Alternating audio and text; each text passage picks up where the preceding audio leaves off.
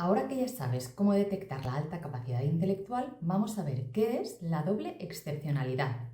Aunque parezca paradójico, se puede tener alta capacidad intelectual y otras condiciones o trastornos neurológicos, incluso una discapacidad. Que una persona sea ciega, sorda o parapléjica no afecta a su nivel de inteligencia, aunque sí que añade un plus de dificultad tanto en la evaluación como en la respuesta educativa. Pero la mayoría de veces es menos obvia esa doble excepcionalidad porque no hay ningún rasgo físico que la haga evidente. Esto es lo que ocurre en el caso de algunos trastornos del neurodesarrollo, como en el autismo, el TDAH, la dislexia o la discalculia. Cuando tienes uno o varios de ellos y alta capacidad intelectual, todo se vuelve un poco más complejo. Las conclusiones de las investigaciones sobre estos perfiles nos dicen que esa inteligencia superior a la media va a mejorar el pronóstico y el estudiante podrá compensar dificultades derivadas del trastorno, pero a la vez estas dificultades van a lastrar el desarrollo de su potencial. El esfuerzo invertido en realizar todos los procesos compensatorios puede dejar agotado al alumno, mostrando un rendimiento escolar irregular, con picos de productividad seguidos de una gran necesidad de evasión. Vamos a ver algunos ejemplos. En primer lugar, alta capacidad intelectual y TDAH. A nivel neurológico, el TDAH y la alta capacidad intelectual serían opuestos, porque lo que se observa durante el neurodesarrollo es que en el TDAH hay una inmadurez estructural y funcional en el cerebro y en la alta capacidad intelectual hay una maduración cerebral precoz, es decir, lo contrario. Pero en las investigaciones donde se ha tenido en cuenta el CI o cociente intelectual de los niños y adolescentes con TDAH y se les ha hecho pruebas de neuroimagen, se ha visto que los que tienen un CI más alto muestran diferencias a nivel estructural y funcional respecto a los que tienen un CI medio o bajo.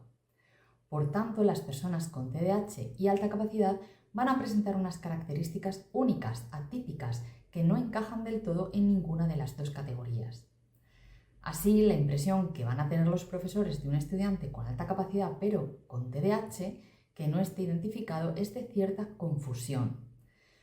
No entienden por qué ese alumno a veces es muy brillante y hace unos trabajos súper elaborados y otras veces ni siquiera los entrega. También puede ser un estudiante que necesita su tiempo, que siente mucho estrés cuando tiene que hacer las cosas en un tiempo determinado porque le cuesta arrancar, se entretiene o se dispersa y cuando ve que el tiempo se le ha echado encima se agobia porque lo quiere hacer perfecto, sabe que puede hacerlo perfecto. En los exámenes puedes ver que se han dejado sin hacer ejercicios que tú sabes que saben hacer, o han tenido confusiones o errores muy tontos por despiste o impulsividad. En la adolescencia la regulación emocional puede ser un desafío mayor para estos perfiles y sufren disonancias cognitivas porque por un lado pueden racionalizar lo que les ocurre y saben lo que deben hacer y lo que no, pero sienten que no tienen sobre sí mismos el control que les gustaría y esto les genera angustia, ansiedad y puede derivar en algún trastorno emocional o depresivo. Otro ejemplo de doble excepcionalidad es el de alta capacidad intelectual combinada con autismo. Hay un estudio publicado en 2022 que resume en su título: La diversidad de inteligencia es la norma dentro del espectro autista. Gracias al análisis de las puntuaciones en pruebas de inteligencia de una cohorte de estudiantes con autismo, los investigadores pudieron comprobar algo muy revelador, y es que los estudiantes con TEA, con autismo, tienen 12 veces más probabilidades de puntuar en el rango de discapacidad intelectual, pero también tienen 1,5 veces más probabilidades de puntuar en el rango de inteligencia superior. O sea, que la condición autista te predispone a ser atípico en el rasgo de la inteligencia. A nivel genético se han observado algunas superposiciones entre los alelos del autismo y los de la alta inteligencia.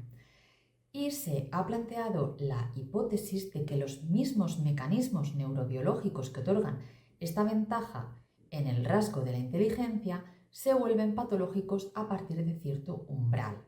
Si recordáis, En el primer episodio hablaba de las dendritas y de las conexiones neuronales. En los cerebros de las personas con autismo y con altas capacidades se ha observado un mayor número de conexiones que en los normotípicos. También os expliqué que era muy importante el proceso de refinamiento de las redes neuronales y para ello, durante el desarrollo, nuestro cerebro elimina sinapsis y se queda con las más útiles. Pero, ¿qué pasa? Pues que se crean una especie de desechos que nuestro cuerpo tiene que eliminar. Y se ha observado que esta poda sináptica y la eliminación de las sustancias que se producen con ella tienen ciertas alteraciones en el cerebro de las personas con autismo. Todo esto ilustra la complejidad de los cerebros neurodivergentes. Por tanto, tenemos que entender que se van a producir diferencias entre sus conductas y las de los demás. En la doble excepcionalidad autismo-alta capacidad nos vamos a encontrar una diversidad grandísima de rasgos que se presentarán con mayor o menor intensidad dependiendo de su configuración neurobiológica y las experiencias que haya ido teniendo. Si de los alumnos con altas capacidades podemos decir que a veces tienen intereses absorbentes, en el caso de alta capacidad más autismo, esto puede derivar en un interés muy restringido por un campo de conocimiento que les convierta en superespecialistas de ese tema a edades tempranas.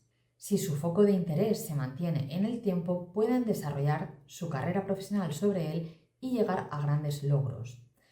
Pero estos estudiantes necesitarán apoyos para otras áreas en las que presenten dificultades.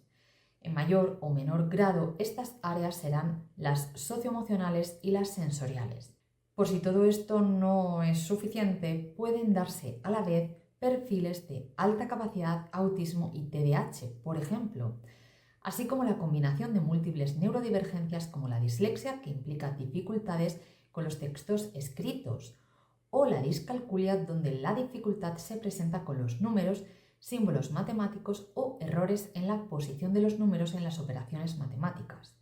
Como ves, el ámbito de la neurodivergencia es muy amplio y estudiarlo nos demuestra que aunque la enseñanza individualizada y multinivel parezca una utopía, lo paradójico sería seguir insistiendo en dar en clase el mismo contenido al mismo ritmo y presentado de la misma manera para todos los alumnos.